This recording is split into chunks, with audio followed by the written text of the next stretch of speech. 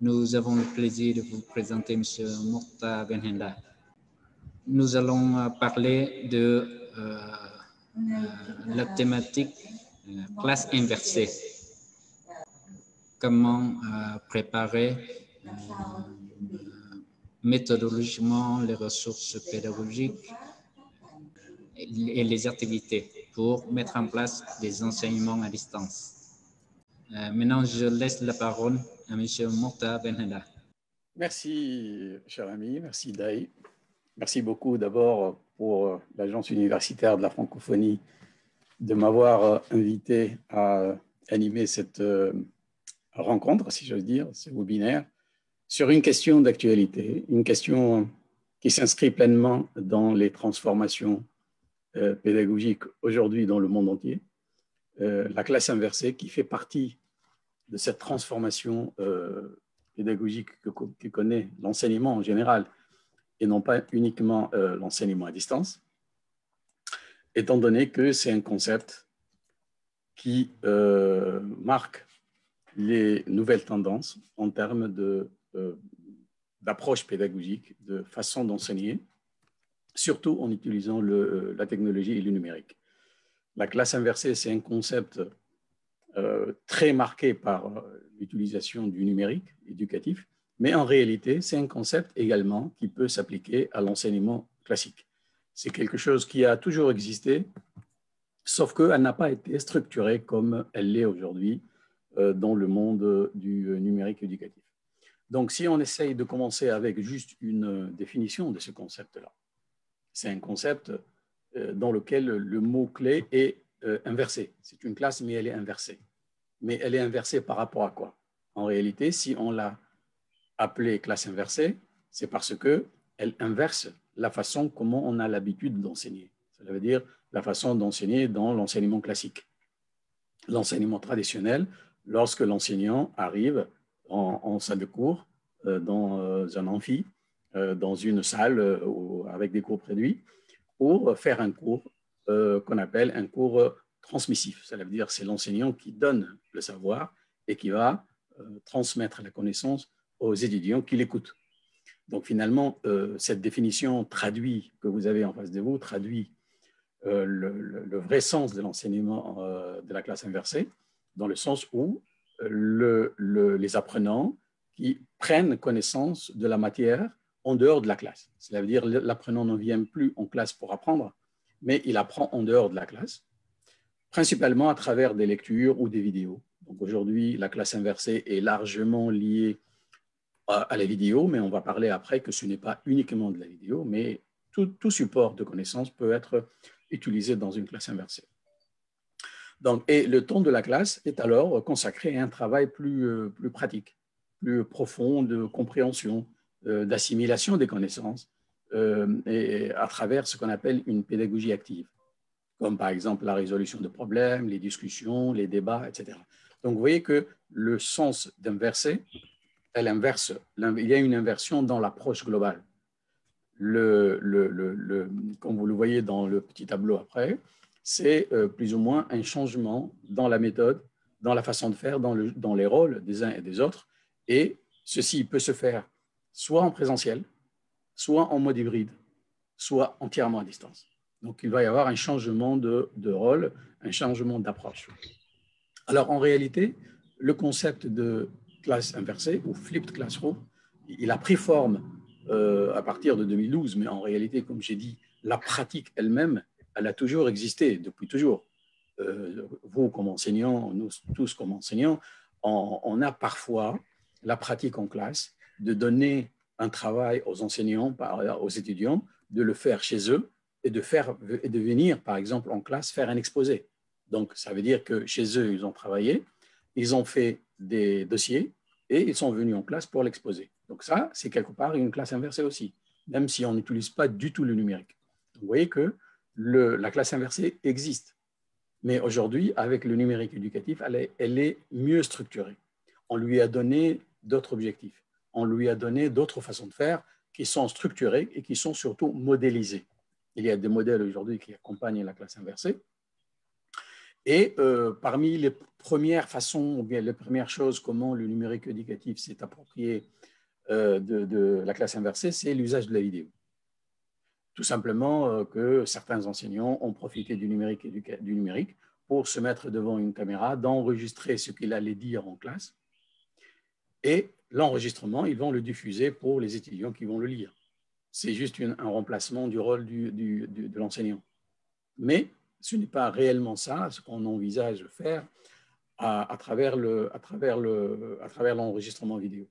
Donc, le principe initial, c'est-à-dire au début, c'était ça. C'était utiliser une vidéo qu'on donne aux étudiants avant d'aller en classe, et le temps de la classe sera consacré pour développer des activités d'interactivité, discuter du contenu de la vidéo en mode présentiel. Ça veut dire à distance, en dehors de la classe, les apprenants ont vu la vidéo, ils l'ont visualisée, ils ont pris des notes, ils ont préparé des questions et ils sont venus en classe en présentiel. Là, il faut nuancer, très important, la notion de présentiel.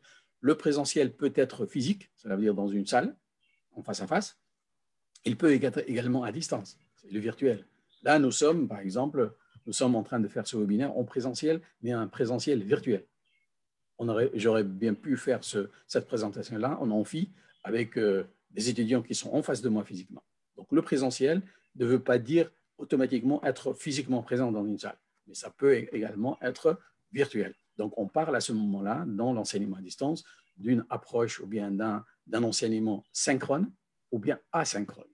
Le synchrone, c'est lorsqu'on est en même temps.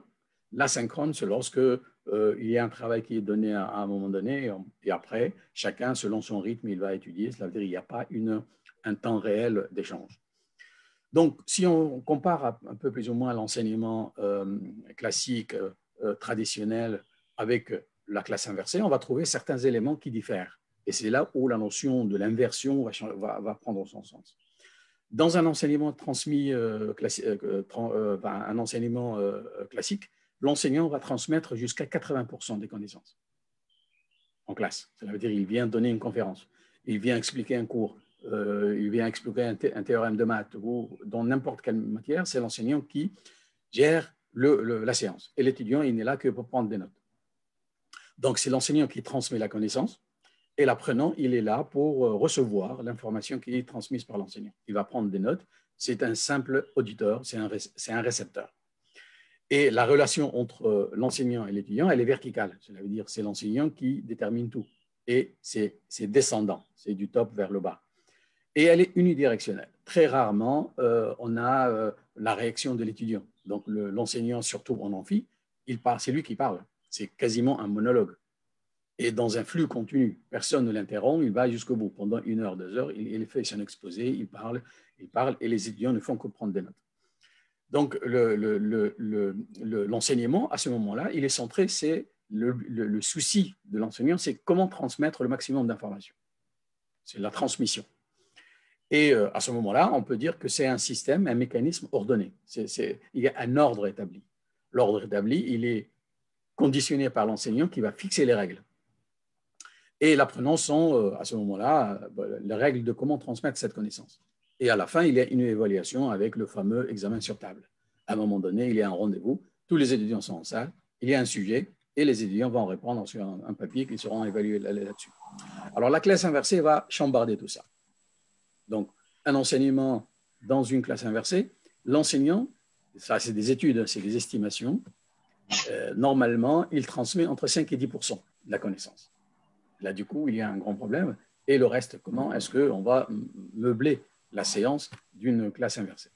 Alors, en réalité, l'enseignant devient accompagnateur. Il va faciliter l'apprentissage. Ce n'est pas lui qui va donner la connaissance, mais il va accompagner les étudiants à découvrir la connaissance et l'information. Et l'apprenant, de ce coup-là, il devient acteur lui-même. Ce n'est plus un réceptacle qui prend des notes, mais c'est un acteur actif dans l'élaboration de ses propres connaissances à lui. Et en face à face, la relation enseignant-apprenant devient horizontale. Cela veut dire que ce n'est pas l'enseignant qui dicte tout, mais il y a un échange, il y a une bidirectionnalité, cela veut dire qu'il y a une interactivité, comme on va voir des exemples plus loin, dans le sens où l'étudiant en classe, il ne se tait pas, il ne garde pas le silence, mais il va être actif, il va poser des questions, il va répondre à des choses, il va être dynamique, etc. Donc là, on va voir qu'il y a un changement de rôle, ce qu'on appelle un jeu de rôle, de l'enseignant et de l'apprenant qui va changer. Donc du coup, l'enseignement dans une classe inversée, il n'est plus centré sur l'enseignant, il est centré sur l'apprenant. Tout se fait en fonction de l'apprenant pour garantir qu'il apprenne. Et finalement, c'est pour ça qu'on dit que c'est un contexte plus ou moins de désordre, parce que les ressources sont sur un dispositif à distance ou bien ils sont envoyés aux étudiants et chacun va apprendre selon son rythme. Et il va manipuler les ressources, soit seul, soit en petit groupe, avec un voisin, avec un collègue, où les étudiants s'organisent pour se mettre en petit groupe. Donc, il n'y a plus un ordre établi dicté par l'enseignant. Ce qui importe, c'est le processus d'apprentissage. Donc, c'est pour ça qu'on l'appelle un monde de désordre et un monde d'ordre. Donc là, plus ou moins, ce n'est plus des règles établies, chacun son rythme, chacun le temps qu'il a pour apprendre chez lui, etc. Donc voilà, le schéma classique de la classe dans laquelle l'enseignant dicte tout et l'étudiant prend des notes et fait un examen sur table après, ce modèle-là n'est plus d'actualité. Donc finalement, c'est quoi le résultat? Le résultat, c'est qu'il n'y a plus un seul modèle de faire une classe inversée. Et tous les enseignants ont la possibilité, la possibilité de composer avec les ressources qu'ils ont et avec les étudiants qu'ils ont en face d'eux, avec le temps imparti, avec la matière enseignée, ils peuvent monter une classe inversée à leur façon. Il n'y a pas une solution clé en main pour dire voilà comment on fait une classe inversée. Ça dépend de la matière, ça dépend du temps, ça dépend du niveau d'instruction, ça dépend des étudiants, ça dépend des ressources, ça dépend de l'enseignant. Il veut cette méthode ou l'autre.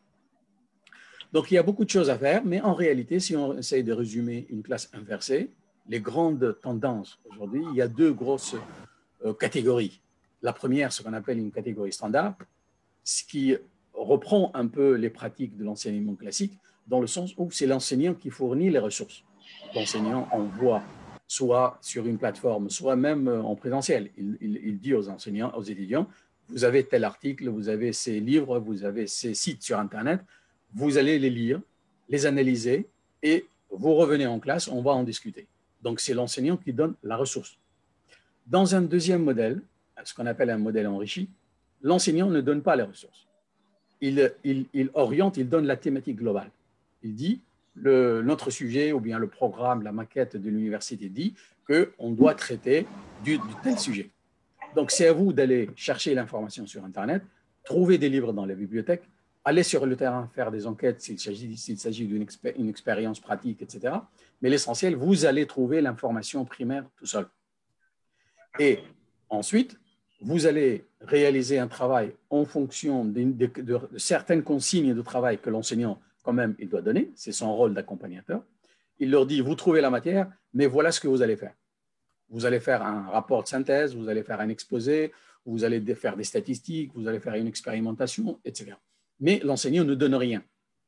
Et c'est l'étudiant lui-même qui va tout seul sur Internet, dans les bibliothèques, avec les communautés de pratique, sur le terrain, faire des interviews, faire des entretiens. Il se débrouille.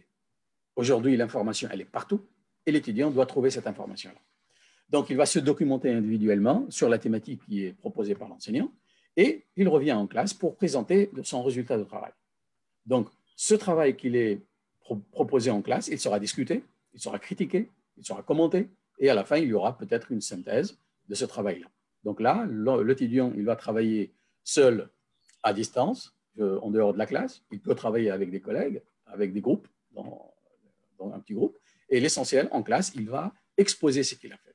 Alors, entre parenthèses, ceci, bien sûr, il est très, très positif et très recommandé dans la pédagogie, dans la pédagogie, ce qu'on appelle la pédagogie constructiviste et socio-constructiviste, dans le sens où l'étudiant, il vient en classe avec des connaissances qu'il a acquis lui-même. Mais le fait de l'exposer en classe à d'autres et qu'il sera critiqué, que d'autres lui ont dit « Attention, non, je ne suis pas d'accord avec vous sur ce point-là parce que j'ai lu ailleurs que c'est comme ça. » Donc, il y a ce qu'on appelle un conflit cognitif entre l'étudiant qui expose et les autres. Et à la fin, il doit y avoir un consensus. Quelqu'un, surtout lorsqu'il y a un problème, lorsqu'il y a une différence, à la fin, il va y avoir un accord, un consensus sur une vérité. Donc, celui qui avait la mauvaise information, il va la corriger. Et celui qui avait l'information correcte, il va se conforter dans la position d'avoir une connaissance exacte. C'est ce qu'on appelle, selon le modèle de Piaget, l'assimilation et l'accommodation. Cela veut dire, on vient avec des connaissances, mais on n'a pas la certitude que c'est des connaissances vraies. En les exposant en classe, avec les autres, avec l'enseignant, la discussion, à la fin, il y aura une accommodation pour tout le monde. Celui qui se trompait, il va se corriger. Celui qui était correct, il va se dire, tiens, j'avais raison.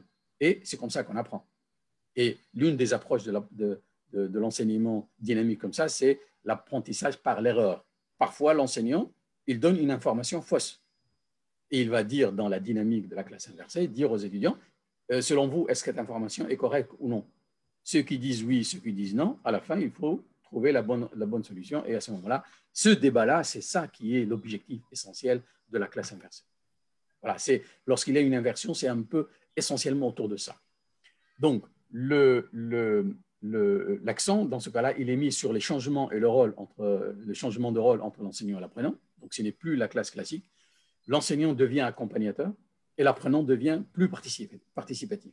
Donc, il prend la relève sur l'enseignant. C'est lui qui va contrôler le déroulement, le développement de la séance de la classe inversée. Donc, l'apprenant est placé au centre du processus d'apprentissage et c'est lui, plus ou moins, qui devient déterminant de l'évolution. Alors là, c'est une synthèse dans ce petit tableau de ce que la classe inversée est et ce qu'elle n'est pas. Parce que jusqu'à aujourd'hui, la notion ou bien le concept de classe inversée a pris plusieurs dimensions. Chacun lui donne un sens, chacun lui donne une pratique particulière, etc. Donc là, la synthèse, la pratique, finalement les études, la recherche, ont fait en sorte qu'ils ont établi une liste qui peut être beaucoup plus longue que celle-ci, mais on retient des éléments clés. La classe inversée n'est pas, par exemple, synonyme de vidéo en ligne. Comme j'ai dit, et surtout on l'a vu pendant la période de la COVID-19, le confinement, le fait que l'enseignant ne peut plus aller en classe, beaucoup d'enseignants, ils se mettent devant la webcam ou devant la caméra de leur téléphone, ils s'enregistrent. Le cours qu'ils donnent en amphi, ils vont le faire chez eux, mais avec une caméra qui les filme. On voit dans beaucoup de pays aussi des universités qui installent des laboratoires multimédia avec de grosses caméras, avec des labos entiers, et l'enseignant, il vient, c'est comme s'il fait une conférence, il donne son cours, et l'enregistrement, il est envoyé aux étudiants. Alors, ce n'est à ce moment-là qu'un remplacement du présentiel physique, ce n'est pas une classe inversée, parce que cette façon de faire ne contient pas la partie dynamique interactive avec les étudiants. Ce qui peut exister dans un cas d'enregistrement de studio, ce qui peut arriver après. Mais dans ce cas-là, l'enregistrement de l'enseignant n'est pas la classe inversée, mais c'est une partie d'une classe inversée. Parce que la vidéo qu'il a faite, les étudiants l'ont lue et ils sont obligés, quelque part, si on veut s'inscrire dans une classe inversée, venir en classe et discuter de ce contenu-là. Et faire des exercices, faire des quiz, faire une discussion, faire des analyses, etc. Donc, la vidéo, ce que pratiquent beaucoup d'enseignants, s'enregistrer et ensuite diffuser l'enregistrement qu'ils ont fait en ligne, ce n'est pas une classe inversée. Donc, il faut éviter ça, mais aller dans la pratique active, dans une salle avec les étudiants. Une classe inversée n'est pas non plus un MOOC. Les MOOC, c'est du distanciel. Cela veut dire, à un moment donné, il n'y a pas d'interactivité instantanée. Le MOOC, il se peut qu'il y ait un cours, qu'il y a une vidéo de l'enseignant, qu'il y a des exercices à faire, mais il n'y a pas cet élément cognitif fort qui est l'échange instantané entre l'enseignant et l'étudiant. Donc, ce n'est pas non plus un étudiant qui est tout seul devant des vidéos sur des ressources en ligne, c'est ce qu'on appelle à ce moment-là des cours en ligne, mais ce n'est pas un enseignement ou bien une classe inversée dans laquelle il y a cette interactivité. Donc, la classe inversée, en réalité, elle est définie essentiellement pour amplifier les interactions et les contacts personnels entre l'enseignant et l'apprenant. L'objectif, c'est ça. Ce n'est pas de transmettre la connaissance, mais c'est d'interagir autour de la connaissance. Et c'est également, la classe inversée, c'est un lieu où il y a un changement de rôle. Ce n'est plus l'enseignant qui donne la matière, c'est l'apprenant qui est actif et qui, effectivement, qui fait l'essentiel du travail. sous le regard de l'enseignant qui va guider, qui va orienter, au cas où, parce que l'enseignant, il a des objectifs pédagogiques. Donc, il veille à ce que le déroulement de la séance inversée va dans le bon sens. Mais ce n'est pas lui qui va donner le contenu du savoir et de la connaissance. Et finalement, c'est ce mélange-là entre le fait que l'enseignant, il va donner la matrice, l'orientation générale, une forme d'enseignement, mais qui n'est pas exactement l'enseignement comme on le fait classiquement, mais également la partie pratique de l'étudiant qui va également contribuer. Et c'est ce qui répond à ce que j'ai dit tout à l'heure, l'approche constructiviste ou socio-constructiviste dans laquelle l'étudiant va apprendre en posant des questions, en agissant avec l'enseignant ou bien entre les étudiants eux-mêmes. Et finalement, l'un des avantages de la classe inversée, surtout lorsqu'on utilise le numérique éducatif, c'est que s'il y a des absents à ce moment-là, l'échange il est enregistré, les supports d'exercice ils sont sur une plateforme, donc il y a tout le temps le moyen d'attraper un retard et l'étudiant peut récupérer ce qui a été fait sans sa présence. Et la matière, elle est tout le temps sur une plateforme, donc c'est l'avantage du numérique éducatif. Ça veut dire qu'il y a toujours des traces sur les environnements de travail où chaque étudiant va trouver les ressources dont il a besoin. Et l'autre avantage essentiel de la classe inversée et du numérique éducatif en général, c'est cette notion d'accompagnement personnalisé. C'est ce qu'on appelle le parcours individualisé, ce qu'on ne va pas trouver dans le présentiel. En présentiel, dans une classe, un enseignant qui arrive dans un amphi ou en salle, il s'adresse à tout le groupe, à tout le monde. S'il y a un qui n'a pas compris, l'enseignant n'a pas le temps d'aller s'occuper de lui. Alors qu'en enseignement à distance, dans un enseignement hybride ou à distance avec le numérique éducatif, l'enseignant peut réserver un peu de temps pour l'étudiant afin de résoudre ses problèmes à lui. Et donc là, c'est l'un des points forts de l'enseignement à distance de la classe inversée. Alors, qu'est-ce qu'on dégage comme leçon ou bien comme morale, si j'ose dire, de la notion de la classe inversée, de tout ce concept de changement de jeu de rôle, de l'inversion des rôles, de la façon comment on fait une classe inversée? Il y a des éléments clés que la classe inversée apporte. D'abord, c'est la notion de l'autonomie. Cela veut dire que l'étudiant peut, à un moment donné, être autonome chez lui en travaillant la matière que l'enseignant lui a donnée ou qu'il a trouvé lui-même sur Internet. Donc, il a un moment où il est seul, ce qui n'est pas le cas lorsqu'il est en classe avec le groupe. Donc, on a besoin d'être seul parce qu'on a des rythmes différents, on a des disponibilités de temps différentes. Donc, c'est un facteur important qui permet à l'étudiant de travailler à l'aise. Donc, il y a cette autonomie, ce qui lui permet ce qu'on appelle l'auto-apprentissage. L'étudiant va réserver un temps de son temps à lui pour apprendre tout seul. Le deuxième critère, c'est la collaboration. L'autonomie, mais également la collaboration, ce qu'on appelle la dynamique de groupe. Et l'étudiant va travailler soit en dehors de la classe, soit en classe, en petits groupes, pour s'échanger les expériences, les points de vue, les critiques, etc.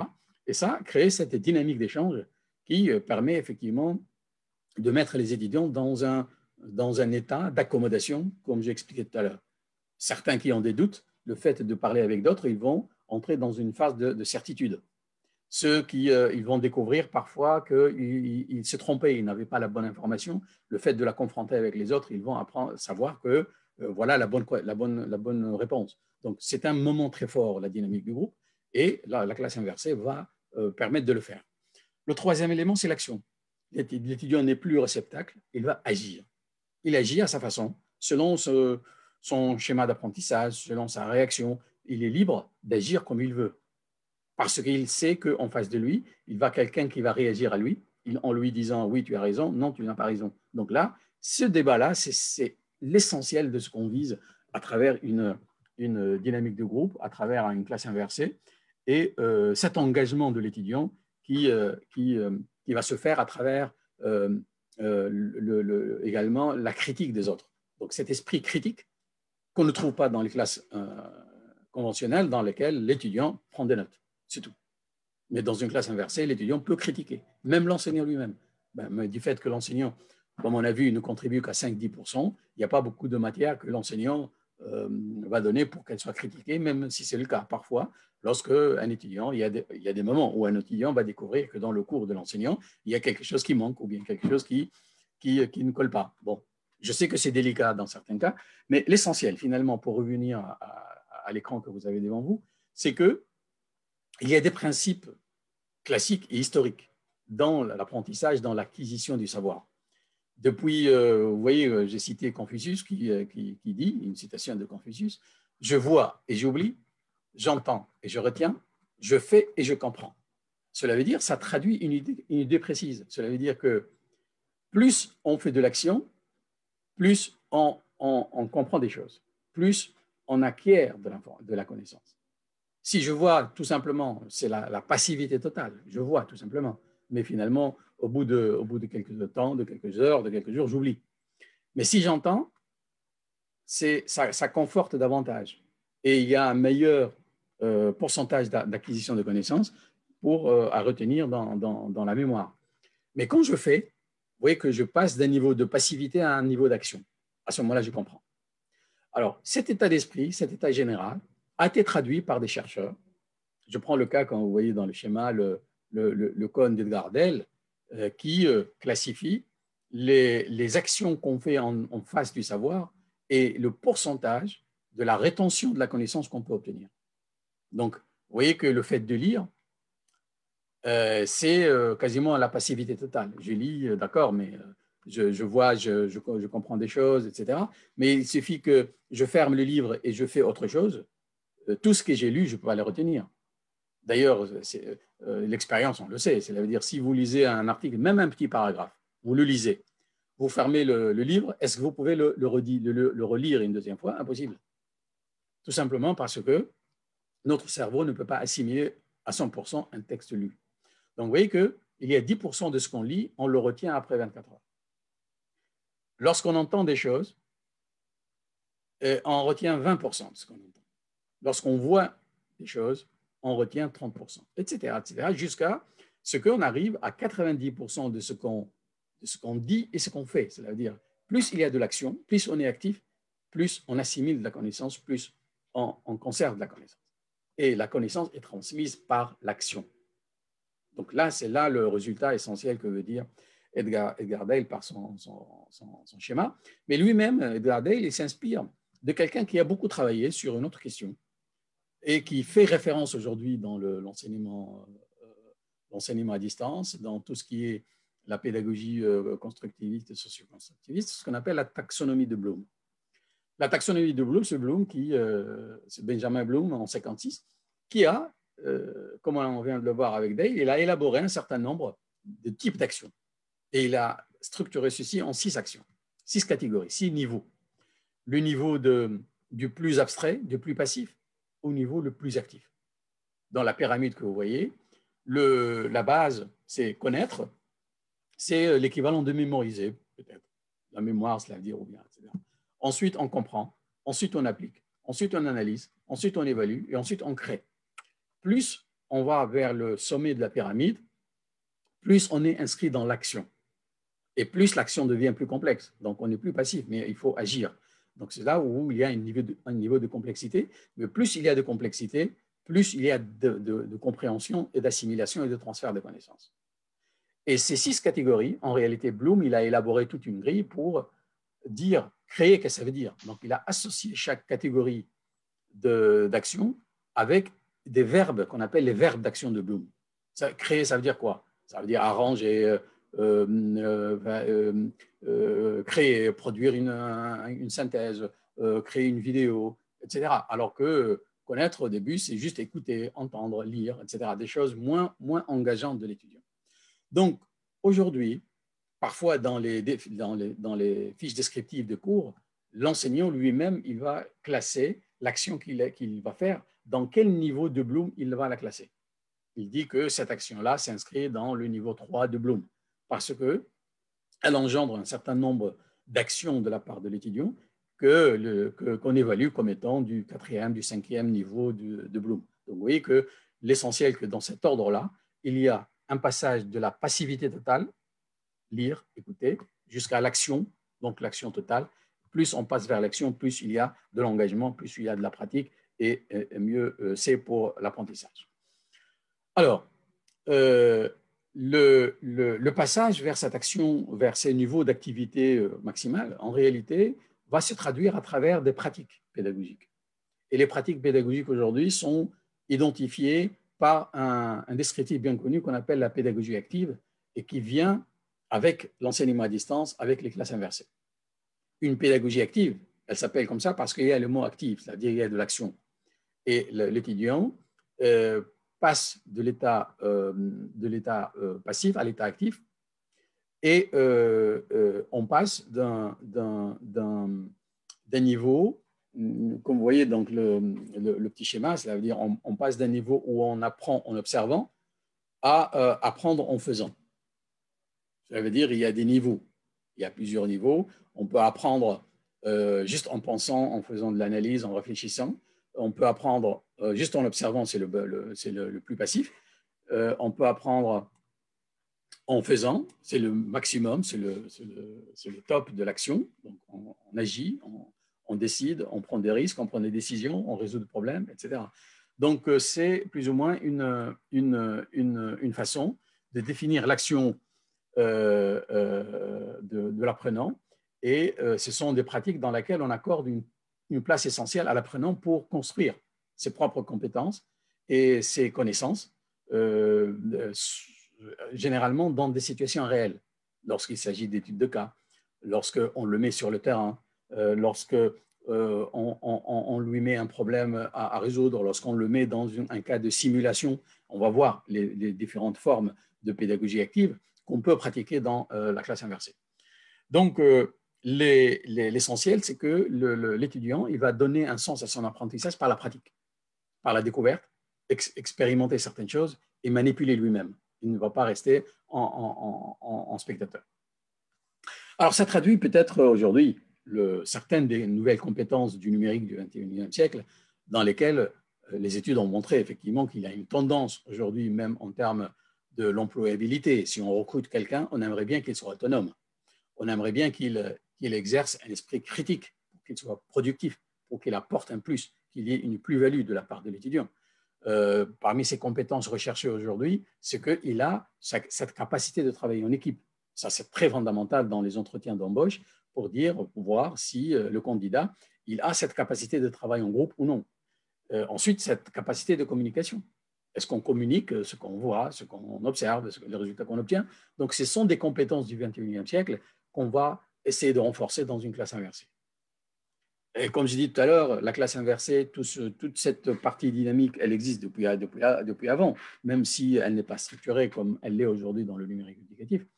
Galilée disait à un moment donné, on ne peut rien enseigner à autrui, on ne peut que l'aider à découvrir lui-même. Donc là, c'est un principe philosophique, plus ou moins, qui existe depuis même Socrate. Socrate qui parle de la maïotique. La maïotique, c'est quoi? Socrate, la philosophie de Socrate, c'est quoi? D'ailleurs, Socrate n'a rien écrit. Tout ce qui nous arrive de Socrate, c'est son disciple, Platon. Mais Socrate, qu'est-ce qu'il fait? Il parle aux gens et il leur pose des questions.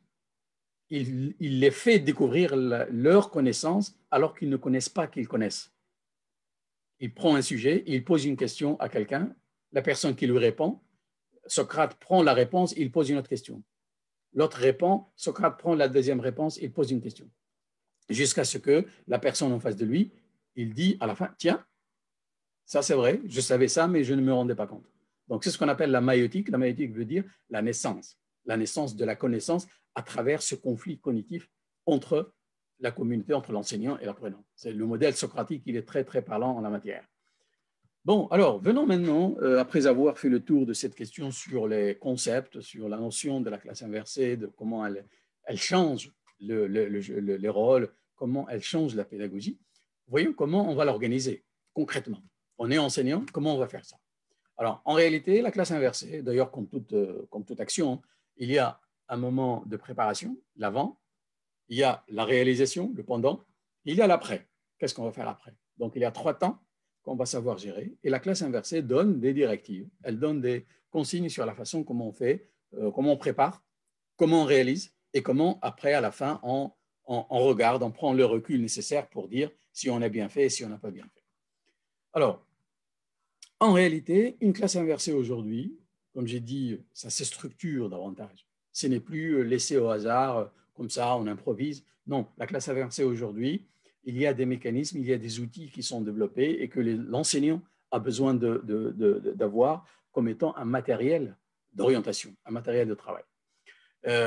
Il y a ce qu'on appelle des fiches de cours ou fiches de classe. Une classe inversée, normalement, l'enseignant se prépare. Il prépare sa fiche avant, hors classe, cela veut dire avant de faire la classe inversée avec les étudiants, il commence par faire des choses. L'étudiant, il décrit dans une fiche ce qu'il est censé faire. Il décrit ce que l'étudiant est censé faire avant d'arriver en classe. Ensuite, la fiche va décrire comment va se dérouler les cours du côté de l'enseignant, du côté de l'apprenant. Et la fiche décrit également, après le cours, comment est-ce que, s'il y a une évaluation, comment elle va avoir lieu. Donc, ceci, c'est un document peut-être d'administration. S'il y a une offre de formation qui applique la formation hybride ou même le présentiel, hein, ou bien enseignement à distance, la maquette du cours, le syllabus, finalement, plus ou moins, doit contenir cette fiche-là qui décrit le déroulement du cours en classe inversée ou en classe ou autre forme. Mais ça, c'est un modèle général qui peut s'appliquer à tout enseignement, dans lequel il y a une description des tâches de l'enseignant avant. Ici, par exemple, dans la fiche, elle dit que l'enseignant doit concevoir, réaliser les capsules vidéo, s'il s'agit de donner des vidéos aux étudiants, proposer des documents à lire ou à commenter, donner des URL sur Internet, donner des références bibliographiques, réaliser la feuille de route pour la capsule vidéo. Cela veut dire que doit faire l'étudiant, va décrire, l'étudiant doit visualiser la vidéo et à la 20e minute doit s'arrêter pour faire une synthèse, etc. Donc, la feuille de route de la vidéo. Créer des questionnaires. Donc, l'enseignant doit préparer des questions, des quiz pour les étudiants. Il doit publier le matériel sur la plateforme avant d'arriver en cours. Donc, vous voyez, c'est l'ensemble d'actions que l'enseignant doit faire avant d'arriver en cours. Avant d'arriver en cours, l'étudiant doit également visionner la capsule vidéo. Il doit la lire parce qu'il doit la discuter en classe. Il doit lire les documents avant d'arriver en classe. Il doit faire des recherches sur Internet pour compléter des documents supplémentaires avant d'arriver en classe, pour les donner, les partager. Il doit répondre à des quiz de la feuille de route parce que c'est le résultat des quiz qu'on va discuter dans la salle, en salle, et non pas le quiz lui-même, etc. En arrivant en salle, donc voilà l'ensemble des tâches que l'étudiant va faire. Il commence par faire le point sur les activités préparées en amont. Ça veut dire qu'il va exposer aux étudiants, voilà, on s'est réunis aujourd'hui en classe présentielle, soit par le numérique, soit en classe physique. Et voilà, je vous ai mis sur la plateforme où je vous ai envoyé. Il résume, c'est l'introduction, l'entrée en matière. Ensuite, il va vérifier individuellement si tout le monde a bien lu, s'il y a des petits problèmes, etc. Donc, il prépare la séance. Donc, vous voyez, c'est des propositions, ça. Mais chaque enseignant va agir comment il l'entend. L'étudiant, lui aussi, en classe, il va échanger sur la tâche préparée en dehors de la classe. Il va communiquer, il va donner son idée, il va donner son opinion par le chat, par le sondage, répondre à un quiz à ce moment-là. Il y a l'action de vote pour dire que c'était une bonne matière ou non. Mais il commence à interagir. Et plus ou moins, il va créer, il va présenter oralement, il va travailler, faire une synthèse en petits groupes. L'enseignant peut le mettre en groupe de 3-4. Donc, c'est le déroulement de la séance. On va voir. Et on va voir des exemples tout à l'heure. Et à la fin, l'enseignant dit dans la fiche que cette activité qu'on va faire, elle sera évaluée comme ça et comme ça. Il y a plusieurs façons d'évaluation. L'évaluation diagnostique, immédiate, formative, sommative, etc. Donc, il y a plusieurs façons de faire. Et là aussi, ça nécessite toute une explication en cours, comment on fait l'évaluation. Alors, si je vous donne juste un exemple. Un enseignant qui va travailler une séance en présentiel dans un format inversé sur un article scientifique. Il va donner l'article scientifique sur un article scientifique, n'importe lequel, qu'il a trouvé dans un journal ou sur Internet. Il l'a donné aux étudiants avant d'arriver en classe et il distribue aux apprenants un petit tutoriel ou un guide ou ce qu'on appelle une situation problème dans lequel il explique ce que les étudiants sont censés faire avant d'arriver en classe. Donc, situation problème, voilà, vous devez lire cet article-là et dégager les idées clés, faire une carte conceptuelle, faire un résumé, etc. Donc, il décrit ce que les étudiants doivent faire. en arrivant en classe, les apprenants sont amenés à rédiger une fiche de lecture par deux. Par exemple, l'enseignant va dire, chacun de vous, il a étudié l'article, il a fait sa propre synthèse, il a fait dégager les idées. Maintenant, en salle, vous allez vous mettre à deux, à trois, par petits groupes. Et vous allez rédiger une fiche de lecture commune. Ce qu'a compris l'un et l'autre, vous allez discuter ensemble et vous allez faire une fiche de synthèse de ce que vous avez lu. Et l'enseignant va tourner entre les uns et les autres et voir s'ils ont des difficultés, s'il peut les aider sur un concept, etc. Il accompagne. Donc là, c'est les étudiants qui travaillent, ce n'est pas lui. Et une fois que le travail est fait, les fiches de lecture sont mises sur la plateforme d'enseignement et sont évaluées par d'autres apprenants. C'est-à-dire on a quitté la salle, on a fait la note de synthèse globale, on a eu le temps de l'exposer peut-être, de les discuter, mais l'essentiel, elles ont été mises sur la plateforme et l'enseignant dit aux étudiants, vous allez consulter les fiches de synthèse qui sont réalisées par vos collègues et on va se voir la séance prochaine pour discuter de nouveau. Cela veut dire le produit de cette séance devient la matière d'entrée pour une séance classe inversée plus tard. Donc, vous voyez, c'est une conception qu'on peut imaginer dans ce sens-là. Et ainsi, lorsqu'il y a des critiques, les étudiants vont plus ou moins améliorer les fiches qu'ils ont faites, etc. Je n'ai pris qu'un exemple, mais ça peut être toute autre chose. L'essentiel, qu'il y ait un moment avant, un moment pendant et un moment après. Alors, cette fiche-là, je l'ai ajoutée entre-temps, elle n'est pas dans les diapos traduits pour vous, mais tout simplement pour résumer, pour dire qu'une classe inversée peut actuellement ce qu'on appelle plus ou moins une fiche de scénario. Un scénario d'une classe inversée. Vous avez un tableau dans lequel il y a l'avant, le pendant et l'après. Pour l'avant, vous indiquez la durée, combien va durer la classe inversée, la période, c'est-à-dire la durée d'avant d'arriver en classe, c'est une semaine, un jour, quelques heures. Quel est le contenu donné aux étudiants pour qu'ils le lisent, pour qu'ils le découvrent avant. Ensuite, les activités d'enseignement et d'apprentissage. Que doit faire l'enseignant avant? Que doit faire l'étudiant avant? Ensuite, quel type d'activité d'évaluation vous allez faire pour juger si les étudiants ont bien fait leur travail avant d'arriver en classe? Et quel est le matériel? Quel est le matériel nécessaire transmis avant, par exemple, quelles sont les ressources vidéo, quels sont les articles, les livres, etc., qui sont plus ou moins distribués. Donc, la fiche avant doit renseigner ces éléments-là.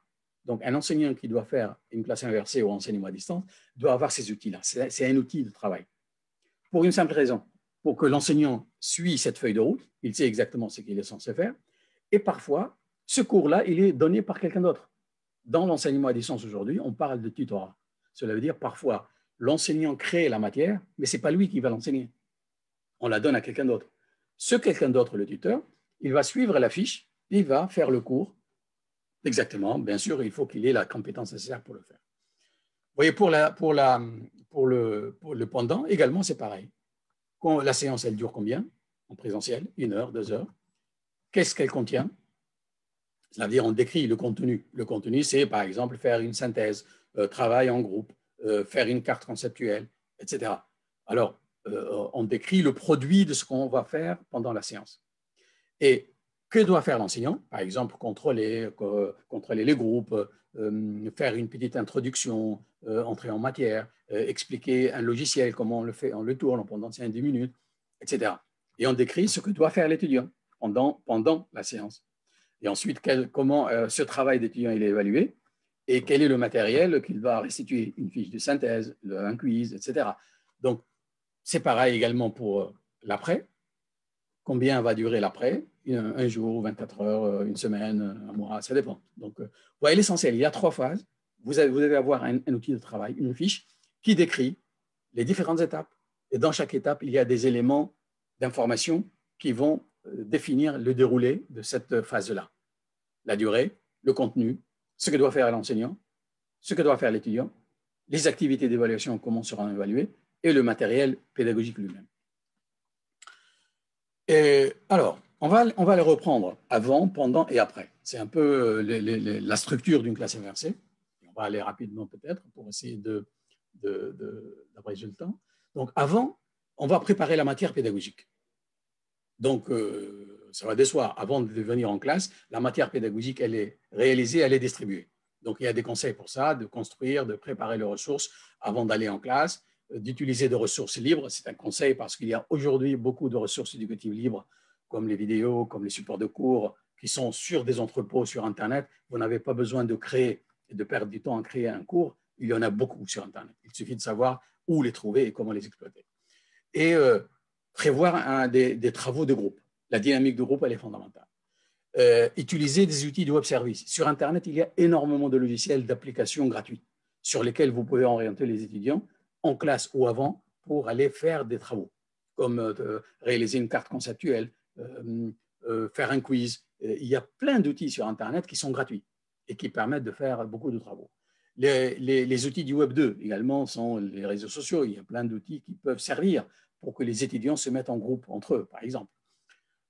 Alors, ce qui est courant aujourd'hui, c'est faire des vidéos. Comme j'ai dit au début, ce n'est pas très productif de se mettre devant une caméra et de s'enregistrer soi-même, comme ce que je suis en train de faire. Mais là, aujourd'hui, je suis en train de faire un webinaire, ce n'est pas un cours. Donc là, je peux me permettre d'aller 1 heure sans demander votre avis. On va le faire après, plus ou moins. Mais pour faire une vidéo de cours, c'est très important. Il y a des consignes de faire des vidéos courtes parce qu'on sait bien qu'une vidéo, au bout d'une demi-heure, de 20 minutes, on s'ennuie.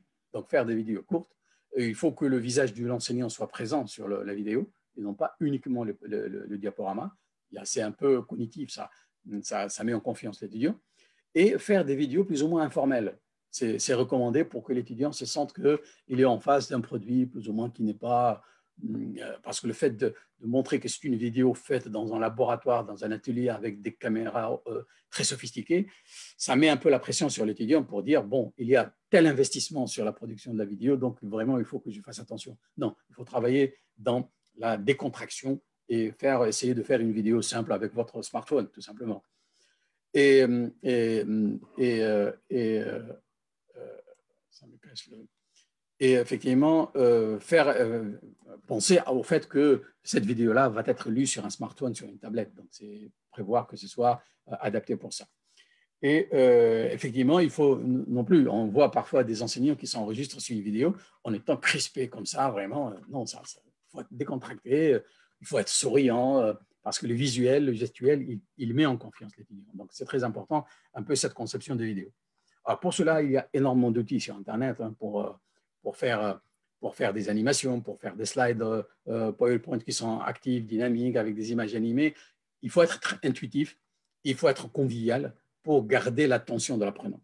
L'un des plus grands risques de l'étudiant, c'est le décrochage. Si vous lui donnez une matière monotone, il peut facilement se déconnecter ou bien ne plus suivre. Et là, effectivement, donc, je reviens un peu à l'idée que j'ai mise tout à l'heure, c'est-à-dire avant, il faut avoir cette matrice qui permet de décrire ce qu'il faut faire comme préparation pour le cours. Donc là, la fiche, ça c'est au niveau de l'administration, au niveau de l'offre de formation. C'est un scénario, on dit de classe inversée. C'est une fiche. Il y a la fiche du scénario de la classe inversée, il y a la fiche de description du cours lui-même. Donc là, c'est une fiche de classe inversée dans laquelle on va décrire le public cible, c'est qui, c'est quel niveau d'enseignement, combien ça va durer, le niveau en fonction du curriculum. Et ensuite, il y a ces deux colonnes, l'objectif d'enseignement et l'objectif d'apprentissage. Quel est l'objectif de l'enseignant et quel est l'objectif de l'apprenant? Donc là, il faut les décrire. L'objectif de l'enseignement, c'est objectif globaux du point de vue de l'enseignant. Cela veut dire on va identifier tous les objectifs que veut atteindre l'enseignant en termes de transmission de connaissances, en termes de résultats de travail à atteindre, etc. Et ça s'exprime généralement avec la phrase « le cours vise à ». Et vise à, et derrière viennent les compétences, viennent les objectifs qu'on vise. Pour l'étudiant, on va mettre « l'apprenant sera capable de ». C'est la façon comment on formule les objectifs finalement. Et là, à la fin, on va mettre les ressources et les outils qu'on va utiliser pour faire ça. Je vous donne juste un petit exemple. Ici, il y a un outil qu'on utilise souvent dans l'enseignement à distance. C'est un outil qu'on peut décharger, il est gratuit. C'est ScenariChain avec un module qui permet de faire un module Bazar, il s'appelle Bazar plus ou moins, qui permet de définir un scénario voyez à gauche, j'ai fait un petit scénario pour ce webinaire-là. Le titre, classe inversée, l'auteur, l'université ou bien l'établissement qui le fait, le public cible, etc. Donc, on donne les métadonnées de ce cours-là. Et ensuite, le contenu. Ici, j'ai mis les objectifs. Et il y a des cases à remplir pour dire quels sont les objectifs de l'enseignant, quels sont les objectifs de l'étudiant, quelles sont les ressources. Et finalement, j'obtiens, quand je clique sur aperçu, et après, il y a une fausse édition, j'obtiens cette fiche-là. La fiche, je l'obtiens dans laquelle il y a l'auteur, l'établissement, le public, licence Creative Commons, l'objectif du cours, et les fondamentaux de la classe inversée, c'est le titre et les objectifs du cours. L'enseignant, l'apprenant, qu'est-ce qu'il est censé faire, et le formateur, qu'est-ce qu'il est censé faire, et à la fin, il y a les matières du cours. Donc là, c'est juste un outil technique, mais il y a plusieurs autres solutions qui permettent de faire. Alors, maintenant, en arrivant en classe, l'enseignant, il va animer le face-à-face, qu'il soit à distance ou bien en présence physique, et ce qu'on appelle la pédagogie active que va utiliser l'enseignant. Et pour ça, il y a plusieurs modalités de comment rendre les étudiants actifs, de comment maintenir leur intérêt, de comment favoriser le débat entre les étudiants eux-mêmes, de comment développer l'esprit critique et l'apprentissage en profondeur. Vous avez beaucoup de matières, de choses à faire. Vous avez la traduction, on ne va pas passer dans les détails de chacun, mais il y a des modalités que l'enseignant peut faire pendant cette classe inversée, ce face-à-face, qu'il soit à distance ou en présence. Donc, vous avez plein de cas, la carte conceptuelle, le mini-quiz, le jigsaw, bien le puzzle, le Philips, etc. Vous avez l'explication plus ou moins et des exemples qui vous disent comment faire ça. Mais en réalité, ceci nécessite un autre webinaire sur la pédagogie active tout court. C'est un autre chapitre qui nécessite de faire ça. Mais juste là, on comprend que dans une classe inversée, on a beaucoup besoin de pédagogie active. Là, c'est juste des exemples. Les techniques présentielles, comment est-ce qu'on fait de l'action en présence? Il y a, comme j'ai dit, il y a une liste beaucoup plus longue. Il y a presque une cinquantaine de façons de faire de la pédagogie active dans une classe inversée. Les plus connus sont, entre autres, les jeux sérieux, les serious games, les remue-ménages, cela veut dire on pose une question et le débat. La simulation, par exemple, dans un cours de droit, je peux faire une simulation, un étudiant qui va faire le juge, un étudiant qui va faire l'accusé et un étudiant qui va faire l'avocat. Et je leur dis, vous avez un cas, un litige, un problème, traitez-le comme dans un tribunal. Et là, c'est une simulation qui met l'étudiant dans un contexte quasi réel. Donc, vous voyez qu'il y a un ensemble de choses qu'on peut faire en présentiel. Dans le petit schéma à droite, bon, je n'ai pas eu le temps de le traduire, mais ce qu'on appelle une pédagogie différenciée. À distance, qu'est-ce qu'on peut faire? En salle, qu'est-ce qu'on peut faire comme pédagogie active dans laquelle l'étudiant prend la main et devient actif? Alors, il y a un autre principe qu'on utilise dans la classe inversée, dans le face-à-face, c'est les rétroactions. Les rétroactions, ce qu'on appelle les techniques de rétroaction en classe, le TCR. Le TCR, c'est un peu cet ensemble de pédagogie active avec lesquels l'enseignant va animer la classe. Ce sont des moments brefs, ils sont généralement courts, entre 1 minute et 10 minutes, pour casser la routine de la classe. Il y a un grand nombre de cas, comme par exemple, je n'ai mis que 4 ou 5 ou 6 sondages sur les connaissances. Par exemple, au bout de 10 minutes, l'enseignant va faire un petit sondage. Il y a des logiciels qui permettent de sonder un peu si les étudiants ont appris ou non. L'enseignant peut poser une seule question. Est-ce que les concepts qu'on vient de voir sont clairs pour vous, oui ou non? Et tous les étudiants, il y a un logiciel, ils vont cliquer oui, non, oui, non, oui, non. Ça peut durer 5 minutes, 10 minutes, mais l'enseignant, il a eu un retour, un feedback sur s'il est en train de faire convenablement ou non. Et il peut remédier à cela s'il a une réponse négative. Il y a donc les autres façons de faire, les grilles pour ou contre. Cela veut dire, il peut poser une question. Vous êtes pour qu'on fasse ce scénario ou non? Vous êtes pour ou contre une idée? Par exemple, je suis dans un cours de sciences politiques, je donne une idée de géostratégie politique. Est-ce que vous êtes pour ou contre? Ou est-ce que vous êtes pour le réchauffement climatique ou contre? Etc. Donc, vous voyez, pendant 5 minutes, l'enseignant, il a cassé la routine, il a permis aux étudiants d'agir. Et ça se répète pendant la durée de la séance. Donc, il y a plusieurs cas. Je n'ai fait que quelques exemples pour vous donner une idée sur l'organisation. Il y a un objectif. Ceci doit être préparé à l'avance. Il y a un objectif, il y a des modalités, il y a une durée. Et juste un petit exemple que je donne pour transmettre, pour traduire un peu qu'est-ce qu'on vise à travers ce TCR, cette technique de rétroaction. Alors, il y a maintenant l'évaluation. L'évaluation, il y a plusieurs évaluations, comme on l'a exposé au début. Il y a une évaluation formative, sommative. Cela veut dire on peut juste évaluer pour savoir si l'apprenant a compris. Il n'y a pas de notation là derrière. L'évaluation peut se faire par les étudiants eux-mêmes. L'auto-évaluation. Un quiz d'auto-évaluation, l'étudiant va faire un quiz et il va savoir par le résultat s'il a bien compris ou non. Donc, c'est un quiz qui n'est pas évalué, il n'y a pas de note. Il y a également l'évaluation par les pairs. Cela veut dire que le fait que l'un va juger l'autre, va lui dire non, c'est pas comme ça, c'est comme ça, c'est une évaluation par le pair. Et c'est très, très important de faire ces différentes formes d'évaluation dans la classe inversée. Prendre le temps nécessaire, les inscrire dans le scénario pour que ça existe. Donc, vous voyez que c'est quelque chose également très, très important. Alors, on arrive au bout, maintenant c'est l'après. L'après, lorsque la classe inversée est terminée, l'enseignant continue à travailler et il doit étudier le résultat de ce qu'il a fait pour consolider, remédier la façon de faire, pour améliorer pour la prochaine fois. Et pour cela, il y a plusieurs façons de faire. Et on va utiliser le forum des plateformes d'enseignement ou les médias sociaux pour étudier l'impact de ce qu'on a fait en classe et en fonction du résultat, des commentaires des uns et des autres, changer un peu le scénario pour la prochaine fois.